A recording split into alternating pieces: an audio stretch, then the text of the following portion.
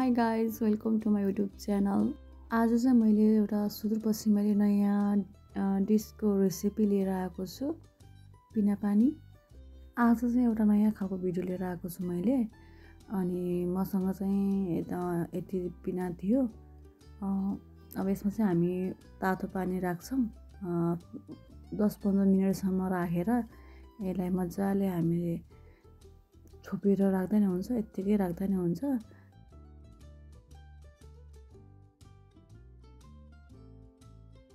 अघिको तातो पानीले गर्दा अनि यस्तो भएको हो। अनि अब यसलाई चाहिँ हामी आफूसँग जुन जस्तो सुकै भाँडा छ घरमा अनि त्यसमा राख्ने हैन।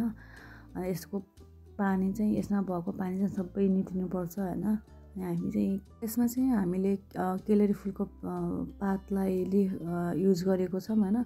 हजुरसँग छैन भने हजुरले केराको पात नि युज गर्न सक्नुहुन्छ। अब यसरी मजाले राखेर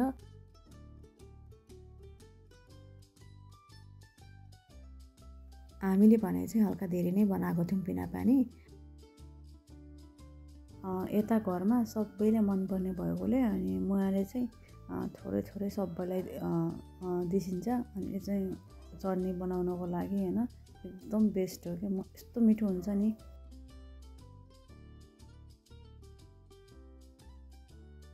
यसलाई अब माथिबाट नि हामीले केलेरीको पात राखेर अनि यसमाथि एउटा भारी ढुङ्गा होस् या इट्टा होस् या कुनै काठ राखिदिने। अनि अब यो धेरै घाम छ भने 8-9 दिनमा चाहिँ रेडी हुन्छ, नत्र भने हल्का हल्का घाम छ भने चाहिँ हामीले 15-16 दिन चाहिँ राख्नुपर्छ यसलाई। आज चाहिँ म 15 दिनपछि हेर्दैछु हैन, यो भिडियो बनाउँदैछु। आज चाहिँ मैले यो खोलाखेरि यो यस्तो देखेको थियो।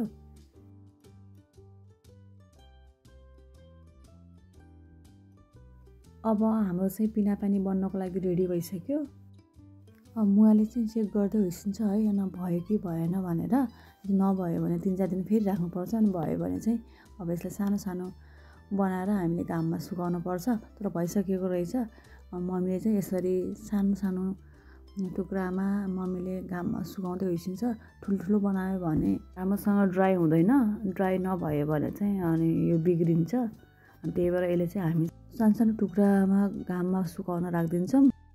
यसको टेस्ट चाहिँ एकदम दामी हुन्छ हैन, अचार बनाएर खा। हजुरहरूले पनि घरमा ट्राई गर्न सक्नुहुन्छ।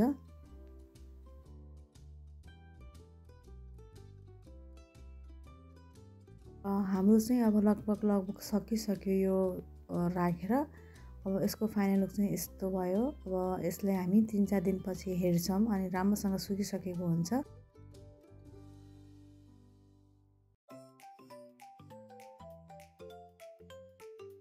मैले चाहिँ यो 2 दिनपछि भिडियो बनाउँदैछु।